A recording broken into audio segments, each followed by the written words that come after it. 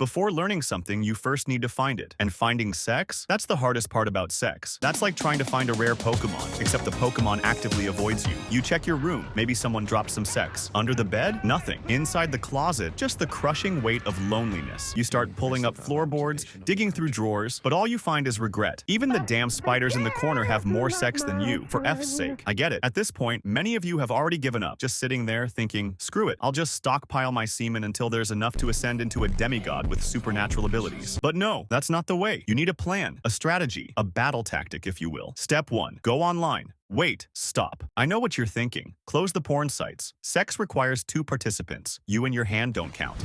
Emotional damage. Step 2. Open social media. Check your friend list. Your happiness might be closer than you think. But for the love of God, try to not start the conversation with you sex. To start, I'll hone my skills on neutral ground so I don't lose the few friends I have left. For this, dating apps like Tinder or Badoo are perfect. Sign up. Pick your best looking photo, the one where you actually look human. In the bio, only the best version of yourself. And lies. Lots of lies. Remember, in the digital world, everyone is trying to scam you. They lie to themselves in their own bios. 90% of profiles will have the same old disclaimers. No hookups. Don't message me if you're only looking for one night, not interested in small talk. And you're sitting there thinking, then who the hell am I supposed to message? That's literally why I'm here. Relax. It's all an illusion. Most people are totally into casual fun. They just don't say it out loud, which leads to a paradox. The more you joke or talk about sex, the less likely you are to get it. And let's not forget the brutal competition. Guys who've been standing in this virtual line longer than they've waited at the grocery store for frozen dumplings. So forget about generic openers like, hey, how are you? You're so beautiful. Everyone and their grandma spams that crap, and it'll blend you into the sea of normies. So, there are 4 ways to get laid. In a relationship, which is the most basic and consistent method. Then goes random encounters, which is pretty much a mystical one. Then goes paid services, and it's pretty self-explanatory. And the last but not least, scams, where someone's getting finessed and it's probably you. Many people assume that relationship sex is free and regular, making it the ultimate cheat code. Wrong. First of all, if sex is your only goal, this is one of the most expensive options. You're not just paying with effort, you're paying with your wallet. First, there's the honeymoon phase,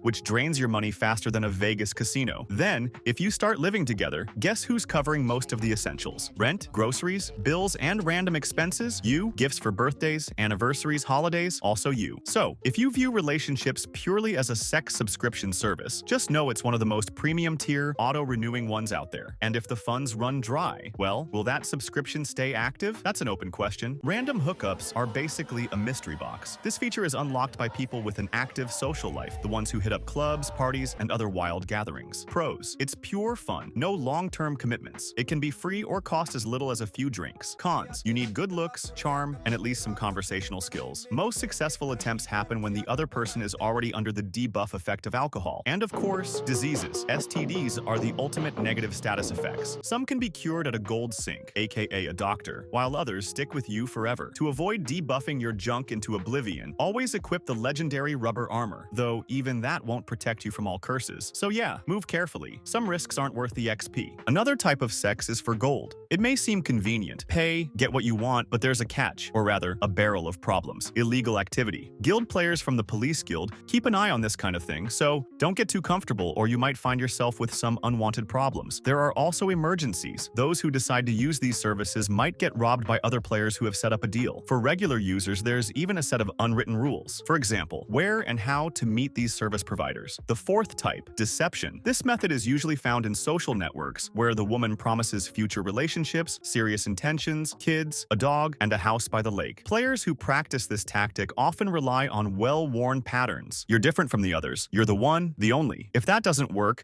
they pull out the ultimate spell. I love you. And if it all goes as planned, after the act, they'll either ghost you to avoid fulfilling all their promises, or switch to actor mode. I'm confused. It was a mistake. You deserve better. Such a deceitful move, but hey, life is a battlefield and we all have to slide across the frying pan to reach our rewards. Let's imagine you've gotten lucky and found your holy grail, deep in the dungeon, nestled within a peach. You need to prepare for this moment more than for a birthday. It should be celebrated with fireworks and fanfare. Take a shower, dig out the dirt from your behind and genitals, shave your mustache, your pubes, and maybe even your balls. Scrub them until they're red hot. Brush your teeth, if you have any. In short, get yourself in tip-top shape, buy some wine to set the mood, but remember remember, don't overdo it. You don't want to end up puking it all over your lover's stomach at the wrong moment. Candles for ambiance and, of course, some romantic music. Now, don't be foolish and think you can just rush in. Men and women have different physiology. For both of you to enjoy, you need to warm her up with conversation and foreplay. And here's where the devs of this infamous game drop the ball. The longer the foreplay for men, the shorter the sex. The longer the foreplay for women, the better the sex. So, to avoid embarrassing yourself before the game even starts, you need to keep your cool. First, don't think about sex. Hug, kiss, cuddle, whatever. But don't think about sex for even a second. Every second of thought about it shortens the whole process by 10 minutes, and you only have 3 minutes. Keep your mind focused and your body on a tight leash. Do this, and you'll be ready. Now, as your heart rate starts picking up, you find yourselves on the bed, and the next second, you'll cross that critical threshold. The clothes need to go. In normal life, they're your ally, saving your self-esteem from disaster. But right now, they're just in the way. They're blocking access. Take them off and throw them on the floor. Don't forget to undress your partner too, or you'll look like a fool. That bra, it's like a Faraday cage, an impenetrable barrier from which there's no escape. For centuries, scientists have tried to figure out how this high-tech female contraption works, but they've all reached the same conclusion. It's better to just fuck men instead of trying to understand it.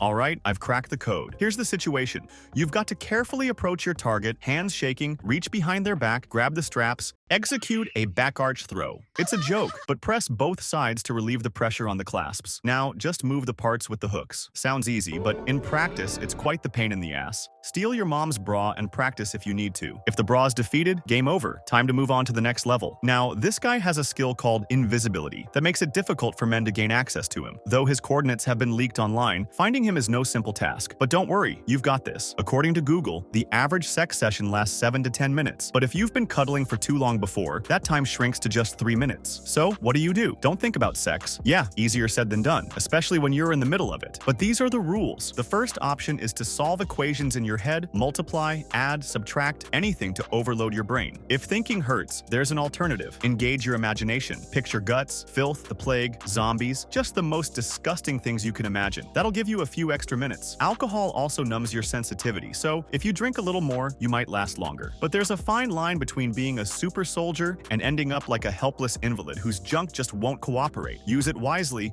Only the pros can pull it off. If you play your cards right, you'll get a 4-minute mega ride with a full range of sensations. But if none of this works and you're still sitting there, lonely, with giant balls waiting for the one, it's time to look at the situation from a different perspective. Maybe you need to approach the problem from a new angle. You're now armed with a bat and wearing a balaclava, ready to strike. And if that doesn't work, well, Prison Time's got its own version of sex too. Thanks for watching. Don't forget to subscribe. See you next time.